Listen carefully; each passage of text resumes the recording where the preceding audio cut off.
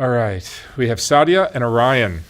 Hi, Mark. How are you? Wonderful to see you guys again. Yeah, very good to see you. Very excited. This is very exciting to have both of you. You're both experts on romantic relationships. Mm-hmm. Turned out that way, I guess. Yeah, self-proclaimed, but okay. Yes, but I just find your insights to be so helpful and so needed in this world where we're all struggling to connect. And let's just get into it. Sadia, this is probably a question that you could start with. Tell me about hypergamy. Does hypergamy exist? It definitely exists. I just think it's been hijacked with the wrong definition in the world of the internet. But before you get into it, it's basically the premise that women are on the lookout for another guy when they're in a relationship already. As an upgrade? As an upgrade. As an upgrade, yeah. Exactly. With the key thing. They're going to monkey branch from one guy to the next, and like no one knew this was even going on, and it was like is it something that women do consciously or is it subconscious? I think it really just stems with how many gaps she has in herself. The more she feels unfulfilled in herself, the more she will be a girl that's constantly dipping with different types of men. But the more high self-esteem and the more fulfilled she is, the more of those gaps that she has within herself that she's fulfilled herself, the less likely she is to do that. Because the key is with women who kind of monkey branch from one man to the other is they pick men that they don't truly admire to begin with. They pick men that just adore them, but they don't particularly admire. When they're in that position, they automatically feel like they can do better. The moment you are with a man that just totally adores you and you don't truly admire him, you think this must not be the best deal. Because if it was, I would be admiring you more. So they're constantly on the lookout for a man that they truly admire. And until they find that, they'll keep their eyes open. But if they find a man that they truly admire and they're truly attracted to, those two things, admiration and attraction, she's loyal to a fault. She'll become so loyal, more than she should be. She'll be waiting for him while he might be in jail. She'll be, sharing him with another woman, but staying at home for him. So hypergamy only exists when the man allows her to believe that she is out of his league. Then she'll keep her options open. That's interesting. Mm-hmm. Yeah, I think there's a good point to that. I have the balance of attraction metaphor, and you're talking about when the woman is in the adored position, she's being put on a pedestal, and the man is giving her all of that energy. She doesn't feel like she's with a catch, even though on paper the guy might be worth 8 figures and a doting husband and a fantastic father. And so women use their emotional signaling as sort of a proxy for, am I with the best possible mate for myself? I think on the internet there's also a bit of a misgiving about hypergamy in the sense that women are constantly looking out for even a slightly better option, and they'll jump ship the first time an opportunity presents itself. And I don't think that's the case, because there has to be some attrition between relationships. So it's like if you have a 30-year relationship, it's going to be very difficult to start over from scratch. Hey, I was born in Las Vegas, I got a sister, I'm into psychology. To start from zero, it takes a lot of work. So it's not going to be just a slightly better option at that point. It has to be either the woman is extremely dissatisfied, which increases the perceived benefit from jumping ship, or it has to be a supremely better option. Like, you might be happy with your job, you might not even think of leaving, but if your recruiter calls and says, we'll give you 10x what you're being paid, okay, that's something that you're probably going to consider. But if it's just like $5,000 more a year, I don't think you're going to be willing to. I think guys are more afraid of like her friend who's the trainer that trains her at the gym, or some guy that came to the party that she knew, and things like that. So then if hypergamy does exist, how do we explain the fact that they all cheat on their 6-figure man or 7-figure man for their, taekwondo instructor? How would you explain that? Because, and I think this works for both men and women, that I think when people cheat, we often see them cheating down. Like James Sexton mentioned that the other woman is generally not as attractive as the wife. And sometimes the wife's lover is the pool boy or the trainer or something like that. It's like, what's going on? How does that fit into your idea? And I think people are trying to get all of their needs and desires met across multiple relationships. So if you're in a stable, secure, loving relationship, you don't need more security. You don't need more stability. You might need some excitement. You might need some passion. You might need some danger and uncertainty. And you're going to find that potentially with the insecurely attached guy with 3 children by 3 different mothers.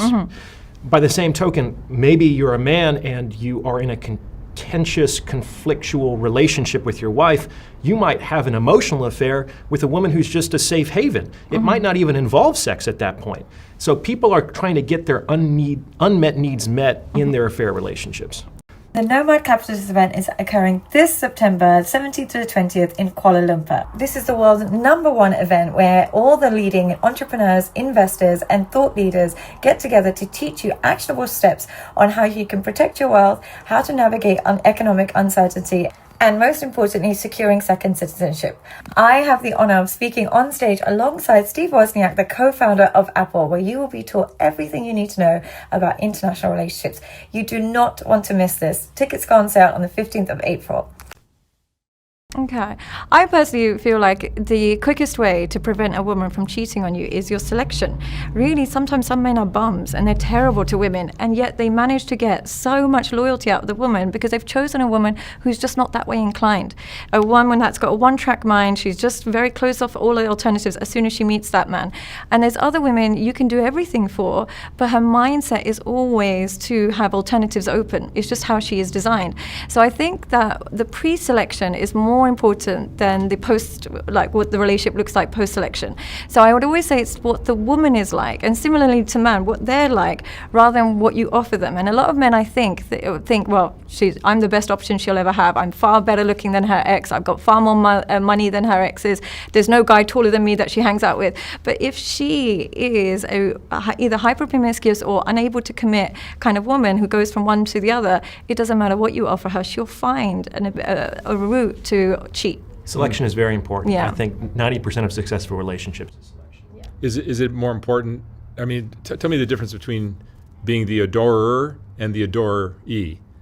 Like in all relationships, there's usually one person who really, really loves their partner, perhaps more than the other. Yeah, I mean, I can see it like an example of that. I don't know if you know Selena Gomez. She's currently dating this guy, and I saw it go viral.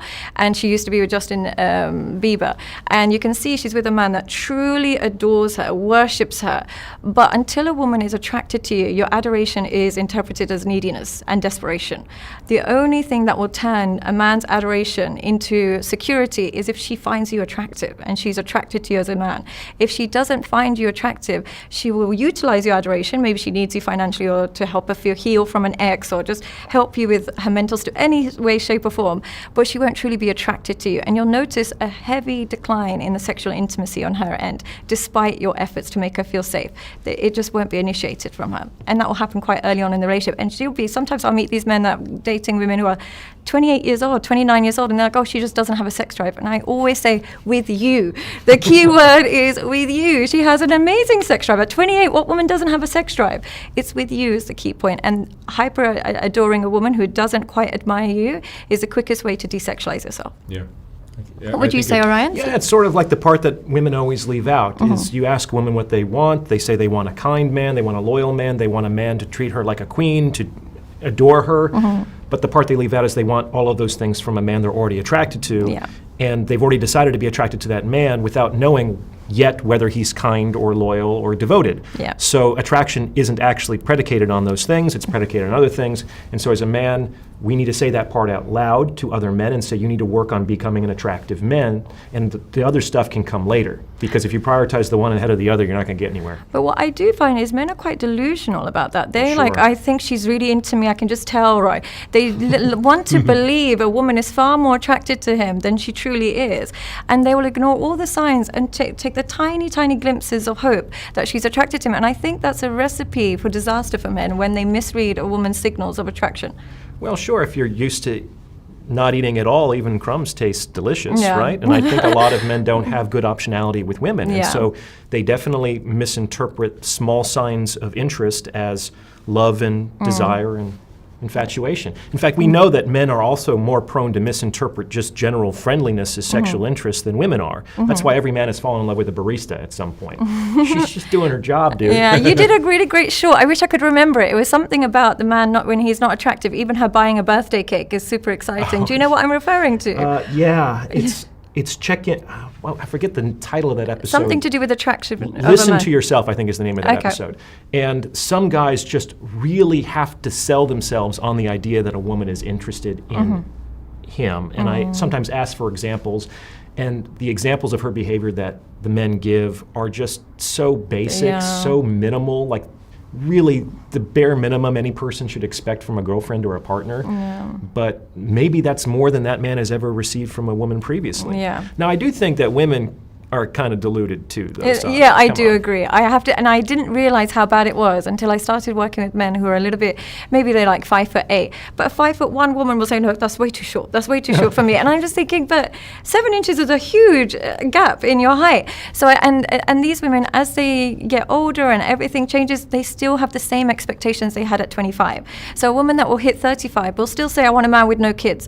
But at 35, you should want a man with kids just in case you can't give them to him. It should save you a lot of that rigmarole just in case. You know, you should adapt your expectations as you age. Or you can adapt and say, maybe I need to go somebody, maybe he's just 5 or 6 inches taller. It doesn't have to be a whole couple of feet taller than me. There's no adaptation with their type as they age. And if anything, they get fussier. And that really hinders their ability to settle down. Well, I think they get fussier because they're using the same metric on themselves that they use to judge men. They think, well, here at 40, I'm making $500,000 a year, and I'm a manager, and I've had all of these experiences, and I have a master's degree.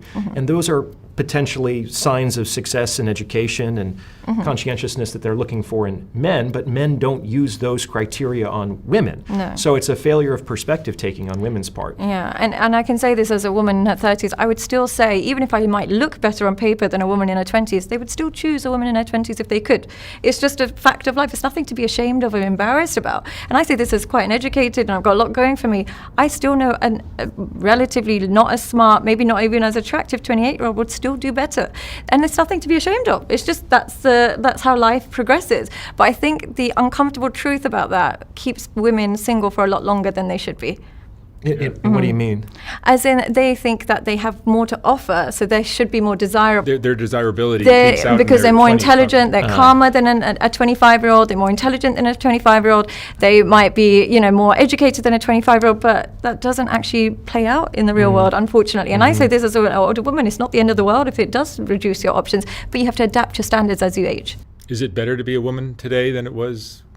An attractive woman, yes. An attractive woman. An attractive, promiscuous woman. There's never been a better time to be alive. I see these 19-year-old girls on OnlyFans making millions, and there's no way a 19-year-old man can ever do that. So I think being an attractive woman in this day and age has never been a better time. All you have to do is post a picture of you, and you'll be flown out, you'll be taken to places. Men will pay anything to have access to you like this, and you can manipulate any man you want, any man. And a lot of men have this idea that, but there's so many girls. There's so many girls, but not all girls are willing to sell their soul to do what you want them to do. So there's only a limited women that can do that, and those limited women have a complete monopoly over the market when it comes to men. Yeah, I think that women have always sort of wanted to be around $1 million, and for the first time in human history, it might be easier for the average woman to get $1 from 1 million men than $1 million from one man. But do you think it's just easier for attractive promiscuous women? You think non-promiscuous women are having a hard time? They don't stand a chance,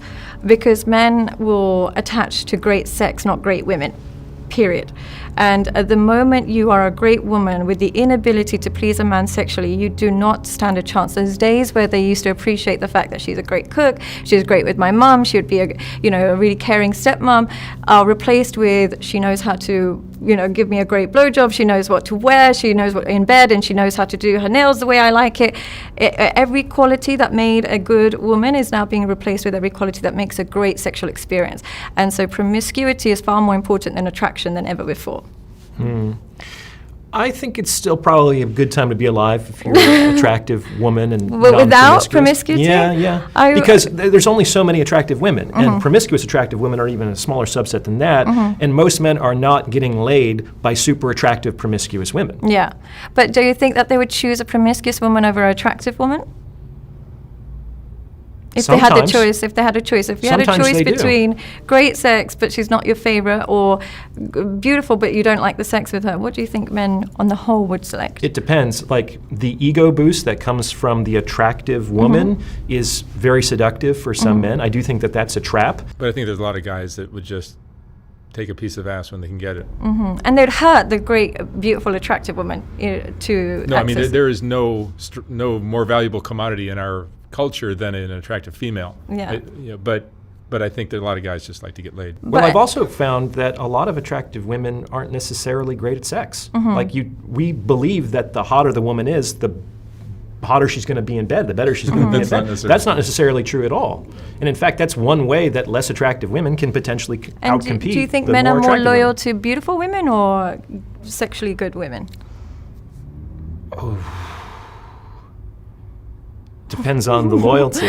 I would say they're always loyal to whoever gives them the best sex. I don't know. I think it's the attractiveness because I think that a lot of men, I know guys who are still holding a candle for a woman with borderline personality disorder who treated him very badly, cheated on him, left him in the lurch, but she was the hottest woman that But was she the hottest or was she the best sex? I think it was the hottest. I would imagine it's the best sex because so? those crazy women do give the best sex. They tend to because they tend to have a short-term mating strategy similar to men because they know that they can't sustain long-term relationships.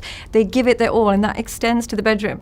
So they almost give it like they're never going to see this guy again. And whereas women that have a long-term mating strategy that think they're going to be with you forever, there'll be days where they go into bed with a face mask on and they put their socks on. The woman that thinks this is only short-term will bring it every single chance she gets. I have told women in consultations that you don't have to be a borderline to fuck like a borderline. And it might be a really good strategy for some borderline women to get together and teach Just classes to other women Yeah. about what to do in the bedroom. They would be unstoppable. So, There seems to be a strong change in the women's behavior. There seems to be much more entitlement in younger women now. Where does that come from? I would blame a lot of that on social media. We have endless amount of sugar babies, escorts, and gold diggers giving endless advice. And the reason being is because they showcase what they've acquired from a man rather than the relationship itself. So they say, I got this Chanel bag, I'm going here, but they will never actually show what the actual relationship looks like. And when that becomes your role model as a young girl, you have the option of going through heartache and attaching to a man in a regular way and him disappointing you, which is what usually the experience is when you're not materialistic. Or you go down the materialistic route where you just turn off your emotions, see men as a job and fall in love with what they offer you rather than who they are. And if it doesn't work out, no problem, you've got another one. And you keep yourself kind of pain-free in that way. So I think social media doesn't help in that way, and the entitlement is just growing and growing to the point where even somebody like me, I find that if you're a woman and you don't give advice from the perspective of a gold digger or an escort, you'll get endless women saying, pick me, pick me, pick me, you're a pick me. But if I was here saying, this is how you take money from a man, this is how you steal money, this is how you cheat on him, I would be revered by women. I would literally have millions of followers and they would repost me all day, every day. So the fact that the female audience is hungry for that sugar baby escort woman teaching you how to get men shows what's happened to society and to women in general. I think that's always been the case, though. I might You be a think little so? bit more Yeah. cynical. Like, you can go on Seeking Arrangements, right, the sugaring site, and it runs the spectrum. There are women there who are just straight up prostitutes and they're selling sex for money. But there's also, on the other side, women who say, I just want a traditional relationship. I want to be taken care of. I'll clean, I'll cook, and I'll be your wife. So I think that traditional housewifery is on the same sugaring spectrum as prostitution. It's just a little bit more classy. Right. But I still think that these tactics Traits. about like how to get money from a man, how to get his attention, how to take him for all he's worth, like grandmothers were teaching their grandchildren that about how to get the right guy to marry them for generations. But I think the key ingredient that separates just a woman who wants a traditional household and a woman that is sugaring or like gold digging is attraction. The women that genuinely want a good relationship will put attraction first, then worry about what he offers her and what he's going to do for her. But the attraction has to come from her end first. Sugaring means, what does he do for me first and foremost? How much does he obsess over me? And I don't even care if I'm attracted to him. So she'll have an ex that might be an Indian man, a Chinese man, a crypto guy. There'll be a range of exes and there's no consistency in what they look like, only in their finances. And that's when you know she's sugaring, because there's no actual type of what she goes for. Whereas women that want a traditional household don't compromise on attraction. They just still want to love the guy, but the guy should do a lot for her. That's I would say the key difference. Yeah, I think that that's just the way that people are. It's like there's plenty of folks who do jobs for companies and they don't believe in the mission. They don't believe in the real purpose of the service or the good. They're doing it for money. That's true. It's like we enter into relationships of all kinds in order to derive benefit. And I do think that there is this way that we can use love, or you're actually saying attraction, which I think is probably more accurate, to kind of cover over that, because if we remove that, we see each other and ourselves in a really stark light where our needs and desires are laid bare, and that's not actually very virtuous, it's not very ennobling, it's not very attractive. And so we, as a culture and as individuals, we like to cover that over with a patina of romance and love and attraction and feelings. But I think if the fundamental value exchange isn't present, then in the vast majority of cases, those romantic covers that we use to obscure that aren't sufficient to keep the relationship alive. So we need a bit of that. Absolutely. Yeah, I agree. But I just think the order is different. So genuine love, from a woman's perspective, I always tell men, if a woman is not going in this order, she doesn't love you. She has to be attracted to you first. She has to get a bit obsessed with you after, a bit anxious, worried, where's this going? There has to be some anxiety. If it stops there and there's no, she's just anxious and attracted, it will turn toxic. But if you can offer her reassurance and security after that, it will turn into love. It will genuinely turn into love and commitment, yeah. And then it will turn there. But if she doesn't have the attraction and she doesn't have the obsession, but you just try and give her stuff, she'll never get those two things. And those two things are really, really important ingredients as precursors for falling in like love, or at least falling in loyalty. And I actually focus more on whether a woman is loyal to you rather than when she's in love with you. And I think a lot of people with low self-esteem, they will focus on, but I know he loves me, but I know she loves me. I know she treats me badly, I know she cheats, but I know deep down she loves me. And I said, loyalty is far more important than love when it comes to a woman. Forget whether she loves you. Who cares if she loves you or not? Is she loyal to you? Is she treating you well? Treatment is far more important than this belief system that I know she loves me. And people with low self-esteem, they want to believe this person loves them as a compensation strategy to the fact that they don't love themselves. But when you truly love yourself, you'll be like, I don't care if you love me or not. How do you treat me is more important. And they don't focus on the treatment. Absolutely. Like focusing too much on the emotion is like paying attention to money locked in a safe at the bottom of an ocean. It's like it might be very valuable, but it's inaccessible. Maybe you love me, maybe you don't. I have to take your word for it, but I certainly don't feel it from the way that you're treating me. Right. Yeah. And you notice that with your male clients as well, that they focus on the fact that she might. Or is they can. They can do that. But I think the real issue with bad treatment in a relationship is a man, for whatever reason, has already decided this is the one I want. This is the one I want to go the distance with. This is the one I want to marry and start a family with. Yeah. And they've emotionally committed and made a decision prior to sufficiently vetting the woman. And now they're kind of like behind the eight ball, and they're realizing less than flattering traits, incompatibilities, and difficulties, and they're running defense. They're trying to rationalize to themselves, make excuses for the behavior, because they're trying to preserve the dream that they've already decided to emotionally invest in, that they've projected onto that particular woman. And do you think that's most men, or do you think that's more an American man thing? Do you find that across the board, or do you find that mostly with American men? I don't think it's necessarily American men, but I do think it's a more romantic delusion. Yeah, which I think is an American concept. We know that romance comes from France initially, so it's a continental thing. Well, maybe a Western thing. Maybe it's a Western thing. And me being an Eastern woman, these things are unheard of, where a man would just commit to a woman and be loyal to her and have to prove how much he loves her and will understand her trauma and dissect all her daddy issues just to show her how much he loves. This is a foreign concept to me. Yeah, it's unheard of. And then I go as far as to say I've never met a Western or American man that I don't believe who has ever not been cheated on. I really feel like universally they get cheated on a lot, and they stay loyal to a woman that is disloyal to them. Now you get really narcissistic men who don't experience that, but the genuine good guy in America tends to always get cheated on. This is one of the revelations I had from my work. I always believed before I started this work that women only cheat on toxic men, treat them terribly, emotionally deprive them, and then she's got no choice but to be with another man, like kind of damsel in distress. Working with American men has taught me that women are actually very loyal to toxicity. They're far more disloyal to constant reassurance, dedication, and romance from a man. And when I was trying to figure out what I think it really boils down to, what do you think it is? I think it boils down to a lack of masculinity. They would rather be with a toxic man who's narcissistic but has more masculinity than a loving, kind, reassuring man that lacks that masculinity. And how women define masculinity is protectiveness, essentially, provision and procreation. But I think the key thing with men in America is they're happy to provide. They have no problems with providing. They actually don't have a terrible habit of not providing. They're happy to procreate, but they find protectiveness as a form of oppression.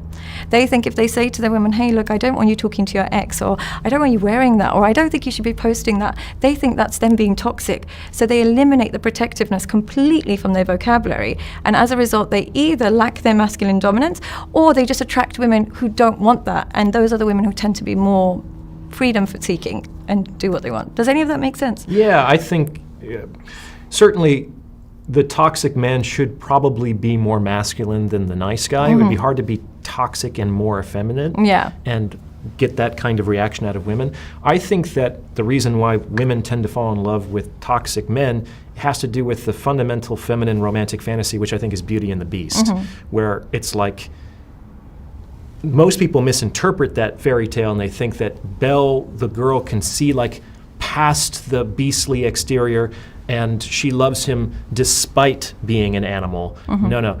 She loves him because he's an animal. And this gives her an opportunity to like get to conquer on some level. Conquering the beast is the female equivalent of just like sexual conquest in men.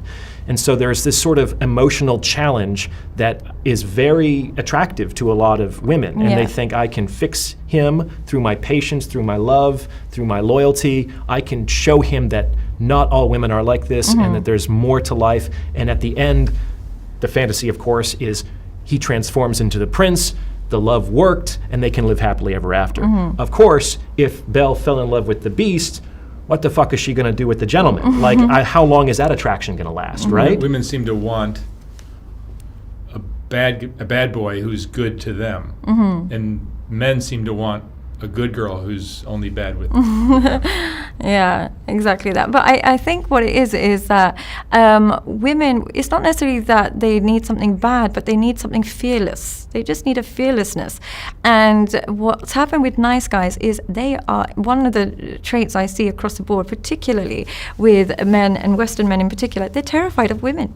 They are absolutely terrified, and rightly so, I understand, because the movement has made They're it that not you... that scary. I think, yeah, but I maybe I deal with the subsect of men that have this kind of... You're spending too much time in Dubai. Yeah, I know. They're so terrified to tell their woman that they need more sex.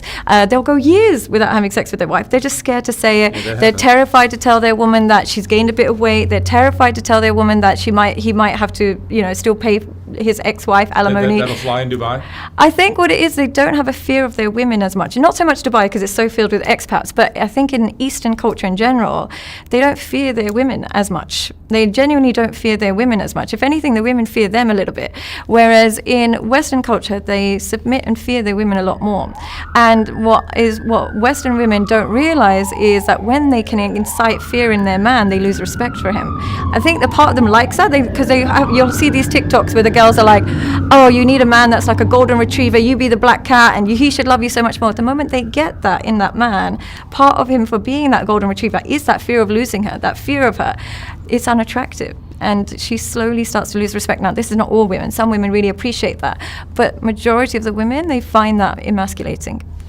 And I do think that it's easier for men not to fear having those conversations with women when they don't have a scarcity mentality, when they have consistent success with women, and they might have some optionality even simultaneous with that relationship.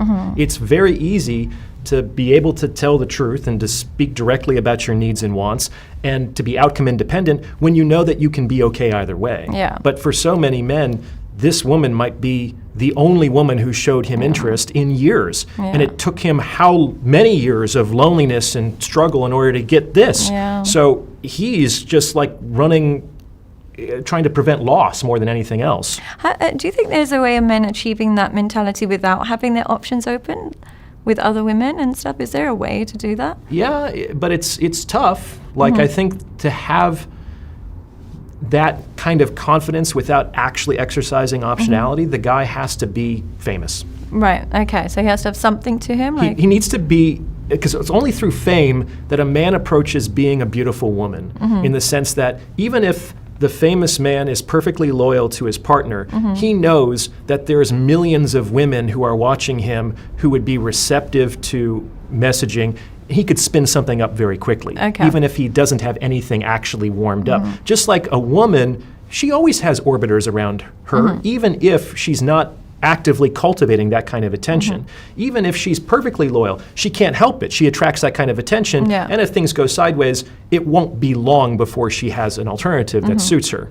Yeah, I mean, I think that it does stem from having options, but I think it should stem, I think as a man, you should grow up with a mentality and be raised with a mentality that women actually need confrontation. It's not something you should be avoiding. And I find that men that don't grow up with their fathers and don't grow up with a lot of men around them believe that women should be babysat. Their emotions should be babysat. You should tiptoe around them, make them feel safe all the time, and they agree with them all the time.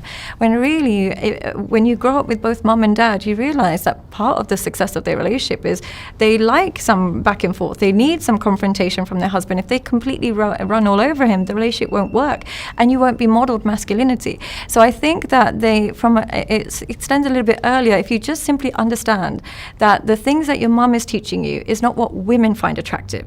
Your mum might want you to be obedient. Your mum might want you to be placid. Your mum might want you to agree with her in everything she says.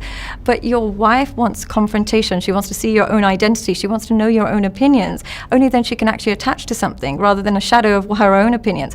And because so many men are now being raised without their fathers, and so many men have a disdain towards their fathers, they are developing a mindset of becoming an obedient son and applying that into relationships, and it's just simply unattractive. What are your thoughts on the feminization of men?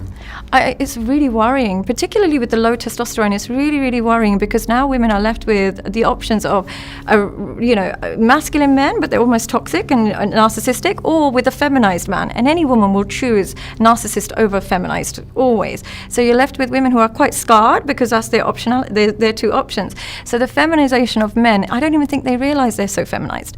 I think they think they're doing the right things. So they will learn, one of the things that a lot of men I know, they will meet a woman who's treating them badly, and they say, I know it's because of her trauma. She's an avoidant attachment. She was raised this, and they want to explain emotionally about what she's going through and try and be there for her emotionally. Women don't want you to understand them. They want to know what you're going to do about it. Yes, okay, I've traumatized. I, cheated on you. Fine, you understand my trauma came from my childhood because I was deprived, blah, blah, blah. Great. What are you going to do about it? Now, just over-understanding her is feminization. It's not actually attractive. We want to know what you're going to do about it. We want decision makers, not therapists. No offense, we are therapists, I'm not saying it, but in your relationship, we don't want that. That's what our sisters are for. That's what our parents are for. You are there to say, I get that you've got trauma. I know that you've got daddy issues. Not my problem. You're going to act like this? Bye. That's what we're more attracted to than somebody who sits down and does a love language quiz with you. It doesn't work. Yeah, I made an episode about that called The Trap of Understanding. Not everyone should be in a relationship. So even if we take that on good faith at face value, let's say she does have some trauma, she does have some attachment issues that she needs to work through, that doesn't necessarily mean that you as the man have to fall on your sword and put up with bad behavior. It's like she might have an injury, just like in sports, she's going to do some PT on the side. We're going to keep her off the field, and hopefully in 6 and 8 months, we can get her back in the game. But no one has a right to play despite their injuries. That's just going to hurt more people that way. That's a great analogy. Yeah, and same for men. Some women will say, I know he's been traumatized and that's why he keeps, cheating on me and he keeps doing this and he's got this drug addiction, but I know it's because of his trauma. So what are you going to do about it? People only respect your decisions, not your thoughts. So what are you going to do about it? The Nomad Capitalist event is occurring this September 17th to the 20th in Kuala Lumpur. This is the world's #1 event where all the leading entrepreneurs, investors and thought leaders get together to teach you actionable steps on how you can protect your wealth, how to navigate economic uncertainty, and most importantly, securing second citizenship. I have the honor of speaking on stage alongside Steve Wozniak, the co-founder of Apple, where you will be taught everything you need to know about international relationships. You do not want to miss this. Tickets go on sale on the 15th of April.